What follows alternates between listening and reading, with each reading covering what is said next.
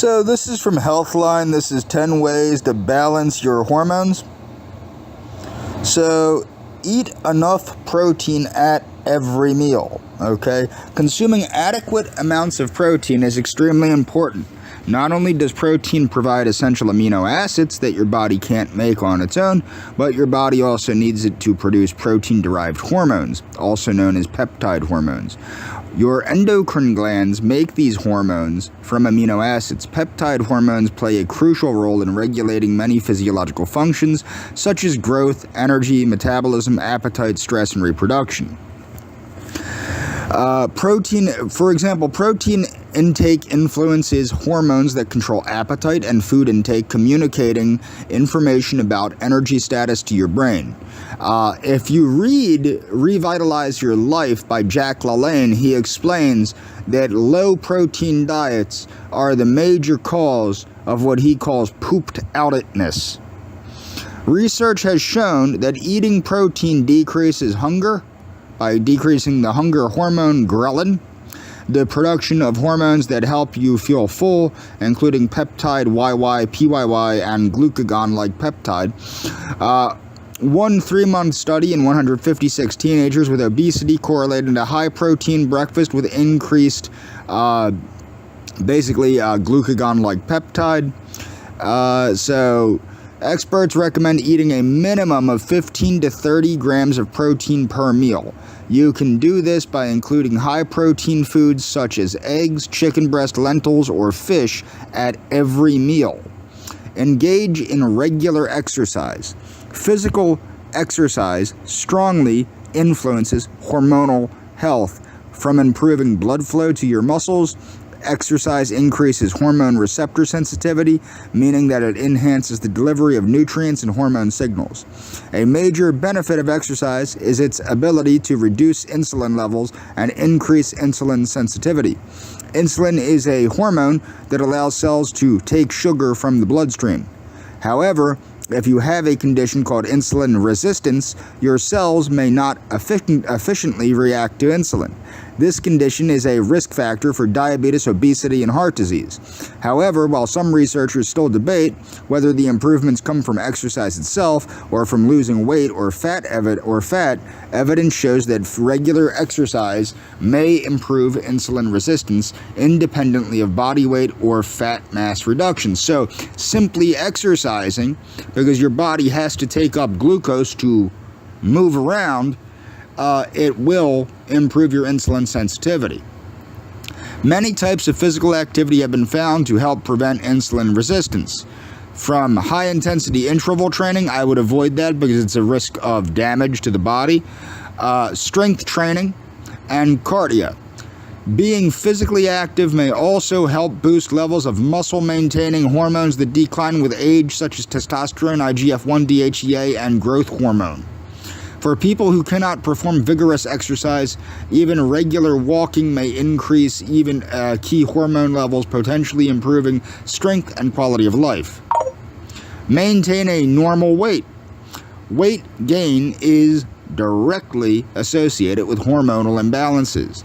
Now remember, psychiatric medicines cause mindless zombie-like eating and weight gain, and insulin insensitivity. So what you can do is maintain a normal weight. Obesity is strongly related to the development of insulin resistance, while losing excess weight is linked to improvements in insulin resistance and reduced risk of diabetes and heart disease. Obesity is also associated with hypogonadism, a reduction or absence of hormone secretion from the testes or ovaries. In fact, the condition is one of the most relevant hormone complications of obesity, and people assigned male at birth. Oh my God, is everybody using this language? Take care of your gut health. 100 trillion friendly bacteria which produce numerous metabolites, blah, blah, blah, blah, blah. So with this, get your prebiotics, get your probiotics, get your enzymes.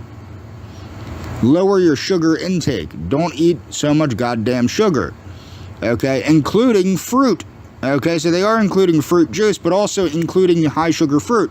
Fructose intake has increased exponentially, okay? Long-term fructose intake has been linked to disruptions in the gut microbiome. Try stress reduction techniques. Moving forward. So this is how to balance hormones, women for women, Obgyn LLC. So, let's see here. So, hormones, okay, this is just going over what they are. What are hormones, blah, blah, blah. What is hormonal imbalance? So, hormonal imbalance can cause weight gain, weight loss, muscle weakness, fatigue, muscle aches, tenderness, stiffness, increased or decreased heart rate, sweating, increased sensitivity to cold or heat, frequent urination, increased thirst, increased hunger, decreased sex drive, depression, blurred vision, dry skin, puffy or rounded face. Having one or more of these symptoms does not necessarily indicate a definite hormonal imbalance, though. This is about the causes of hormonal imbalance. How to naturally balance your hormones? Get enough protein. Exercise regularly. Maintain a moderate weight. Watch your gut health. Lower your sugar intake. Reduce stress. Get enough sleep. Eat healthy fats, and I'm going to go into healthy fats later. Eat plenty of fiber.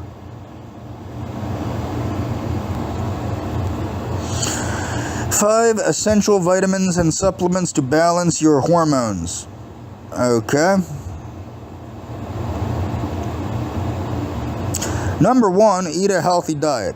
When it comes to getting all essential macro and micronutrients necessary for health, food comes first. Supplements are great, but there's no substitute for good whole foods. Magnesium is essential to balancing hormones. So you want to get enough magnesium. I have to take magnesium citrate, but good sources of magnesium are dark leafy greens, flaxseed, pumpkin seed, chia seed, and other seeds, legumes like lentils, chickpeas and black beans, avocados, dark chocolate. Why avocados are a great option for getting magnesium and balancing hormones. Avocados are also, now remember, what's funny is avocados also, in the doctrine of signatures, what's humorous, I don't really believe in the doctrine of signatures, but it is kind of funny because it does seem like with walnuts and stuff, like a walnut looks like a brain and helps the brain, an avocado looks like a nut sack and it helps the nut sack. Well, actually it helps what's in the nut sack. But avocados are also beneficial for your hormones. Not only do they give you magnesium, but these natural supplements are full of B vitamins, vitamin K, and potassium. What's more, if you're trying to fight the weight gain that often accompanies hormonal fluctuations, avocados are proven to help you feel full. Choose dark chocolate or cocoa, which is rich with magnesium. B vitamins. Taking a high-quality B complex supplement is a really good idea when you're in the throes of hormonal ups and downs. Okay? So, some of the sources of B vitamins, of course, all the meats. For vegans, a supplement this is what vegans need to understand. For vegans, a supplement is absolutely necessary. And so is a nutritional yeast. Now, nutritional yeast is not necessary, but the supplement is necessary. Nutritional yeast is usually fortified anyway, which is great sprinkled on popcorn. Nutritional yeast contains incredibly high amounts of B1, B2, B3, and B6, a fair amount of B9 and B12, and a little B5. Now, I enjoy nutritional yeast, but it's not a necessity. Other foods with notable amounts of Bs: sunflower seeds, beef, trout, clams, mussels, oysters, turkey, chicken, milk, yogurt, beans, organ meats like liver. Probiotics. Get your probiotics. Sauerkraut, kimchi, miso, yogurt, kefir, kombucha. Really what you want to do is get your prebiotics.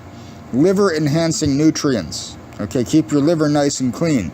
Organ meats, red meat, broccoli. Now, of course, with me, I focus on the broccoli, Brussels sprouts, spinach, and tomatoes.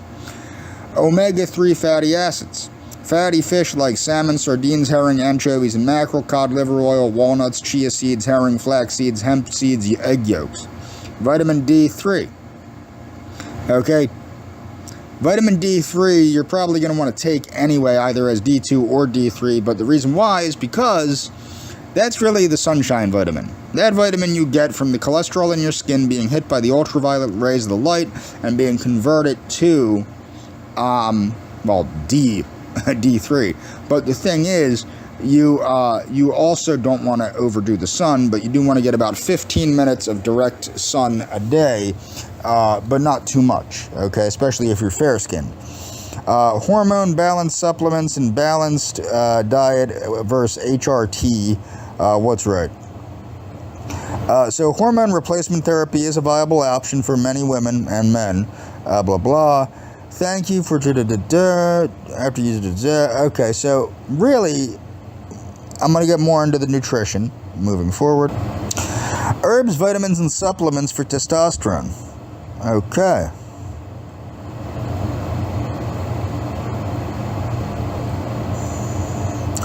Ashwagandha is an adaptogen. Now, I've never taken ashwagandha, but it's suggested. I'm not somebody that plays with a lot of herbs. I take my culinary herbs for their phytonutrients and whatnot, but I don't like to play around with a lot of the medicinal herbs. Unless they're culinary herbs also, some of them are. Ashwagandha, yada, yada, yada. Okay, so ashwagandha improves testosterone levels, sperm count, sperm motility, semen antioxidant levels. Vitamin D, also called cholecalciferol, helps your body fight off bacterial and viruses, protects bones against osteoporosis. You absorb calcium better into your bones. It's possible that vitamin D can also help increase testosterone levels. However, vitamin D supplements may only work for men who are severely deficient. That's not true. You probably should be taking a vitamin D supplement anyway. However, vitamin D supplements may... wait. A more recent study supported this finding, blah, blah, blah. Healthy men without a vitamin D deficiency received either a placebo compared to the placebo group. No, okay. So there wasn't a significant increase in testosterone in the men that weren't deficient in vitamin D. Zinc supplements. Zinc is an essential micronutrient. It helps your body fight off invading bacteria and viruses. Zinc deficiency may be associated with low testosterone. Okay, but what you have to understand is this. When you take a high dose of zinc, you also want to supplement with copper. But good sources of zinc, of course, are red meat, poultry, seafood, beans, nuts, dairy products, fortified cereals, and cocoa. I don't know why they didn't list that. Garlic, Allium sativum. So it helps with hardening of the arteries, high blood pressure, heart disease, cancer prevention, blah, blah, blah. It's important to point out that no human trials, most garlic supplements are made from fresh, dried, or freeze-dried garlic. Some use garlic oil and aged garlic extracts. The dosage depends on the form. DHEA is something that you need to be careful with and should be done under a doctor's orders or a doctor's monitoring. And the reason why is because it's a hormone. It's the mother hormone. So be very careful with DHEA supplementation unless you're using, and again, I'm not a doctor, so don't take, this is not medical advice, but they do make very low doses, in which case, but get a hormone level done. You can do that at Life Extension. Pine bark extract. Okay, so pine bark extract, some medical studies, pine bark extract is paired with a compound called L-arginine aspartate. These compounds together may have some effect on testosterone and erectile dysfunction. Overall, more studies are needed. Arginine. Okay, arginine is also very high in cocoa, just to let you know that. Creatine.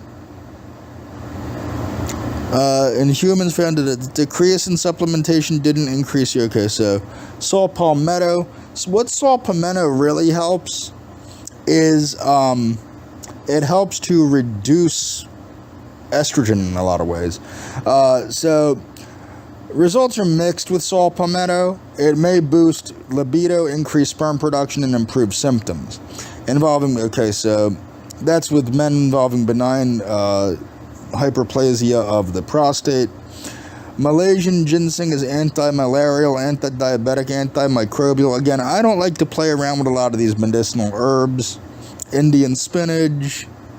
Okay, of course, talk to your doctor moving forward.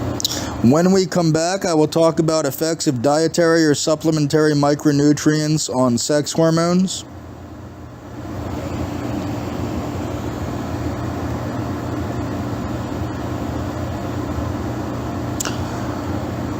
The importance of boron from this wonderful article, Nothing Boring About Boron. And 5 benefits of boron. And that's all for this video.